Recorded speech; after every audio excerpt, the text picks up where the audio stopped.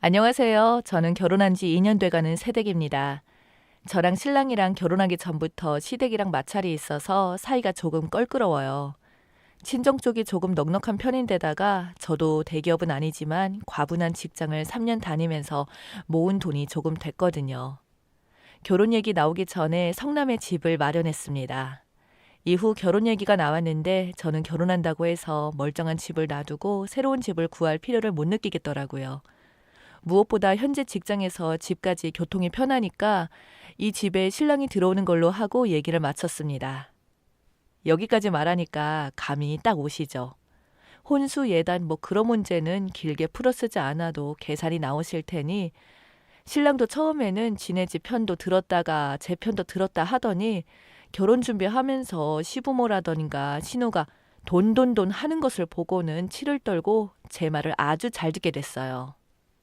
결국 큰 신우, 작은 신우가 시어머니를 등에 업더니 눈에 불을 켜고 난리치는 거.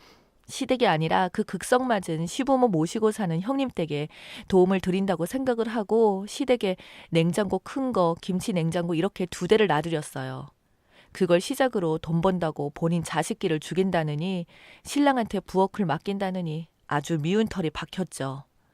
저도 그거 핑계대고 시댁에 자주 안 가고 무슨 일 있을 때만 전화를 드리고 태풍이 오거나 그럴 때요. 그 정도로 지내서 마음이 편하지만요. 그냥 시댁이 아니라 형님에게 이쁨 받는다 이렇게 생각하고 시댁을 대하고 있어요. 공동의 적이 있으면 저의 적은 동료라고 형님이 저를 엄청 챙겨주시거든요. 시부모 모시고 사니까 신우들이 뭔 일만 치르라고 하면 미리 저한테만 해주시고 또 시댁에서 뭔 일이 생기면 제 편을 들어주세요. 그래서 형님 댁에는 잘하려고 노력을 하는데 또 그게 신우들 입맛에는 안 맞는 거죠. 안 그래도 눈에 가시인 며느리들이 지들끼리 뭉치는 것도 싫은데 최근에는 사건도 있었거든요. 신우들이 돈 달라 했을 때는 안 줬는데 큰 며느리가 어렵다고 제가 챙긴다고 돈을 줬나 싶어서 설명을 하자면 큰 신우네가 잘 알아보지도 않고 남들이 좋다고 하니까 따라서 사업을 하다가 망했는데 이미 망해가는 사업에 투자하라고 하는 겁니다. 미쳤다고 해야죠. 한두 푼도 아니고 더군다나 이미 빚 갚는다고 시댁에서 뽑아간 돈만 3억입니다. 그거 다 아는데 이제 결혼한 지 2달 된 저에게 와서 너네 집이 돈이 많으니까 어느 정도 잃어도 큰 타격은 없지 않겠느냐. 투자하는 셈치고 어쩌고 저쩌고. 정말 이렇게 말을 하는데 시집 와서 얼마 안 돼서 몸살이고 이쁨 받아야 할 처지인데도 막 정이 떨어지고 도와줄 것도 안 도와주고 싶게 만들더라고요. 그래서 미안하지만 우리도 돈 없다 했습니다. 이제 막 결혼을 했는데 무슨 돈이 있겠냐고 했죠. 그랬더니 슬금슬금 사돈 어르신은 잘 계시냐 이러면서 친정 얘기를 꺼내시는데 제가 선수를 쳤죠. 결혼할 때 시댁에 냉장고 하느라 친정에 손을 벌렸더니 이제부터는 돈을 갚으라고 성화시다. 그렇게 먼저 말을 하니까 차마 얘기를 못 꺼내더군요. 물론 사실은 친정에 손 벌린 적은 없지만요. 그리고 2달 전에 형님이 수술을 하셨습니다. 아주버님은 일 다니시고 애들은 아직 초등학교이고 해서 제가 신랑을 보내서 애들을 챙기기로 했어요. 신랑은 집에서 일을 하고 있는데 시간적인 여유가 많은 편이었거든요. 저는 야근이 잦다 보니까 퇴근을 해도 밤이었고 결국 주말밖에 시간이 안 돼서 주말에다도 병원에 가서 평일 내내 퇴근하자마자 형님 병수발 들고 아침에는 출근하고 힘드실 아주버님을 집에 보내고 제가 대신 병수발을 들었어요. 시어머니는 그동안 본인 모신 게 누군데 형님 병문안은커녕 애들 학원 끝나고 집에 와서 배고프다고 하니까 작은 아빠한테 가서 돈 달라고 해서 학원 끝나고 햄버거 사 먹으라고 했답니다. 저녁에 밥하면 남는 밥 먹을 사람이 없다고요. 매 끼니마다 새끼밥을 꼬박꼬박 해드려야 했고 전에 만든 밥은 몇 시간 전에 한 밥이던 하루 전날 남은 밥이던 식은 밥이라고 안 드시거든요. 병수발이라고 해서 엄청 힘든 일은 아니고 그냥 당장 거동이 불편하시니까 그런 것을 도와드렸어요. 덕분에 형님이랑 저랑 볼 것 안 볼 것 다 보고 더 가까워졌네요. 형님이 부끄럽다고 막 그러셔서 퇴원하시고 몸조리 중 목욕탕도 다녀왔죠. 형님이 귀여우시거든요. 몸도 아담하셔서 화장실에 갈 때는 제가 업고 다녔습니다. 저는 덩치가 곰이라서요. 자꾸 말이 옆으로 새네요. 아무튼 저희 신랑 프리랜서라고 하면 프리랜서인데요. 돈은 벌지만 제가 버는 수준에는 못 미칩니다. 한번 하는 거 끝나면 한동안은 일이 없으니 일도 정기적인 게 아니고요. 그런 남자가 뭐가 좋아서 결혼했냐 하실 수도 있겠지만 금전적으로는 제가 신랑 수입을 커버할 정도는 되니까 괜찮았어요. 무엇보다 인간이 참 제대로 된 사람이라 이 사람만 믿고 결혼을 했습니다. 물론 자연스럽게 집안 가사는 집에서 일하는 신랑의 차지가 되었고 저도 주말에만 조금 도와주는 정도였죠. 물론 경제권 또한 제가 다 가지고 있게 되었고 돈을 제가 더 많이 벌다 보니까 자연스럽게 그렇게 되었네요. 신랑이 통장 활용법도 모르고 그동안 월급을 은행에 추천하는 통장에만 따박따박 넣어서 그렇게 쓰고 있더라고요. 그래서 제가 적금도 넣고 정기예금도 넣고 보험도 들고 그러다 보니 자연스럽게 신랑의 월급 관리도 제가 해주게 되었습니다. 이 일을 엊그제 작은 신우가 알게 돼서 시집에서 그냥 아주 난리가 났어요. 전화가 왔죠. 제가 급해서 오빠한테 돈을 좀 달라고 했는데 신랑이 그런 거죠. 자기는 돈 관리 네 새언니가 다 하니까 새언니한테 말해라. 자기는 돈 없다. 근데 알고 보니 그 돈 급한 게 지 화장품을 사고 싶은데 돈이 없으니까 지 오빠한테 돈 받아서 살라고 한 것 같더라고요. 이번에 새로 나온 신상이라 기념으로 뭐를 더 많이 얹어준다는 둥, 빨리 사서 리뷰를 해야 한다는 둥, 블로그에 포스팅하는 게 취미인데 파워블로그 이런 건 아니고요. 그 일 해서 돈 버는 사람도 아닙니다. 근데 뭐 하나 신제품이 나올 때마다 꼭 사야지만 적성이 풀리지 화장대에 안 쓰고 넘쳐나는 게 화장품입니다. 아무튼 작은 신우 얘기만 해도 글이 500자는 넘게 나오겠지만 지금 쓰려는 건 그 얘기가 아니니까 그냥 넘어갈게요. 그러다 오늘 작은 신우한테 전화가 왔어요. 제가 좋은 며느리, 착한 며느리가 아닌지라 저한테 뭐라고 하는 거 따박따박 말대꾸를 했죠. 작은 신우랑 저랑 동갑이라서 할 말 다 했습니다. 그 다음 점심 먹고 시어머니한테 전화가 왔는데 하시는 말씀이 자고로 집안은 가장이 말이다부터 시작을 해서 여자가 경제력을 잡으면 어쩌고 저쩌고 너 지금 내 말 듣고 있는 거니 어쩌고 저쩌고 하시는데 네네 하고 듣고는 일단 끊고서 부글부글 끓는 마음에 신랑한테 네 월급 네가 관리해라 말하고 통화 내용 녹음된 것을 들려주니 신랑은 아무 말도 안 하고 시어머니한테 전화해서는 엄마 때문에 와이프랑 나랑 월급 들어오는 것 각자 관리하게 생겼다고.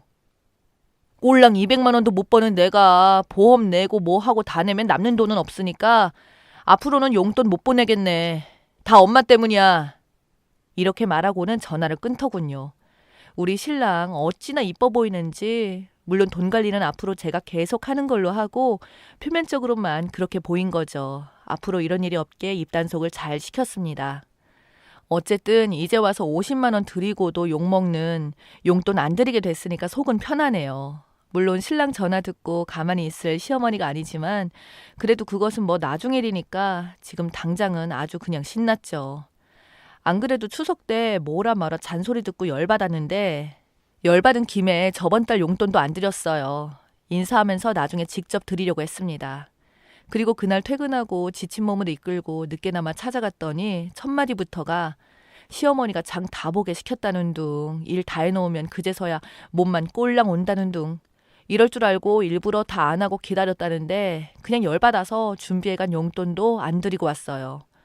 저번 달에 이어 이번 달 용돈도 제가 안 보내드렸는데 이 돈으로 몰래 형님네랑 외식하고 새언니 조카 나올 날이 얼마 안 남았는데 애기 옷도 보내고 친정 부모님께 홍삼이라고 보내드려야겠습니다. 신랑한테는 미안하지만 미운 시집 용돈 안 챙기니 이렇게 할 수 있는 게 맞네요. 며칠이 지난 후기입니다. 그렇게 2달 동안 용돈을 안 드렸더니 한 번 붙었어요. 결국 신우랑 신랑이 대판 싸웠죠. 신랑이 아는 형님이랑 저녁을 하고 있을 때 작은 신우에게 전화가 왔더랍니다. 제가 신우 전화도 무시하고 그런다는 내용이에요. 그러면서 오빠가 맨날 다 들어주니까 신우들이 무서운 줄 모른다는 둥 얘기를 했더랍니다. 그 말에 열받은 신랑은 결국 또 작은 신우랑 대판 싸우고 짜증난 신우가 시모에게 이르고 얼마 안 있어서 시모가 신랑에게 전화를 하셨더라고요. 신랑이 전화할 때는 받지도 않으시더니 아무튼 전화 와서는 왜 작은 신우와 싸우냐며 잔소리를 하시다가 그건 그렇고 너네 왜 돈을 안 주냐 네 용돈 말이다 소리가 나와서 우리 신랑이 시치미를 뚝 떼고 하는 말이 내가 전에 말하지 않았느냐 또 뭐라고 얘기하고 너한테 돈이 없으면 네 와이프한테 전화해야겠다 하고 끊으셨다는 거예요. 신랑이 그랬다는데 와이프도 지금 돈 없다고 그때 엄마랑 동생 때문에 대판 싸우고 월급도 각자 관리하고 부모님 용돈도 각자 부모님한테 알아서 드리기로 했다고 다 동생이랑 엄마가 난리쳐서 이 꼴이 난 거니까 이혼하게 할 거 아니면 와이프한테 연락하지 말라고 그렇게 얘기했다고 들었고요. 그랬더니 시모가 왜 지네 집은 잘 살면서 거기로 돈을 보내고 난리야라며 난리를 부렸다네요. 너는 왜 가장이 되어서 부인한테 잡혀 사냐고. 왜 가장에 네가 돈 관리를 해야지. 가만히 듣고 있던 신랑이 화가 나서 한마디 했답니다. 엄마, 누나한테도 그렇게 말해? 그때 얘기 들어보니 누나한테는 누나 보고 돈 관리하라고 그랬다더만. 왜 차별하냐? 그랬더니 우리 시어머님 말씀이 내 딸이랑 네 와이프랑 같냐고 하셨답니다. 결국 폭발한 신랑은 시모랑도 대판 싸웠답니다. 한두 번 있었던 일도 아닌지라 평소에는 한 귀로 듣고 흘리는 거였는데 아는 형이 한 잔 두 잔 하면서 술 기운이 돌던 터라 열받았었다 하더라고요.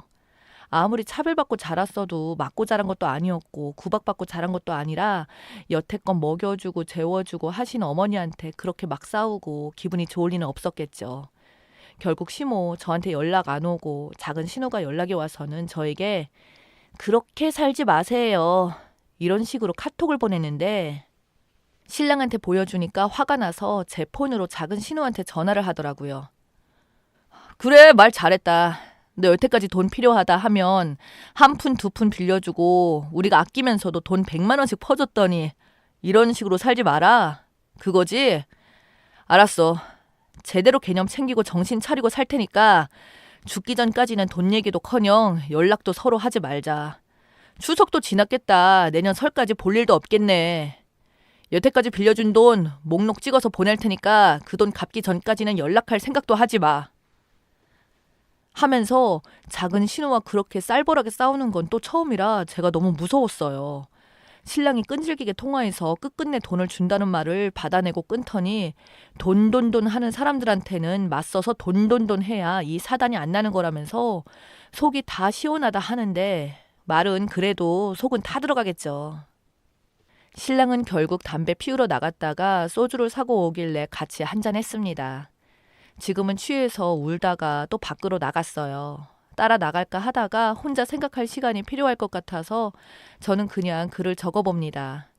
결론적으로만 보면 저는 당분간 시댁에 용돈은커녕 앞으로 자잘한 일로 시달릴 일은 없겠지만 신랑 속 쓰린 거 생각하면 제 마음도 좋지만은 않네요. 형님과는 상의를 했습니다. 안 그래도 그 사단이 나고 나서 시댁에서도 한바탕 난리가 났는지 형님한테서 급하게 연락이 왔더라고요. 시모가 우리 부부 괘씸하다며 역정을 내시는 것을 아주버님이 엄마가 잘못했네. 뭐 한 소리 해서 형님네까지 불똥이 튀었다고 하더라고요. 생활비 문제는 우선 형님이 한사코 거절하셔서 우선 보류하기로 했습니다. 나중에 언젠가 이 모든 일들이 마무리되고 다시 정상적인 궤도에 올랐을 때 그때 다시 이야기하기로 했습니다. 깨소금 글을 썼다가 복잡한 문제를 들고 온 저 때문에 조금 답답하셨을지도 모르겠어요. 혹시나 또 다른 이야기가 생기면 그때는 글을 남겨보도록 하겠습니다. 감사합니다.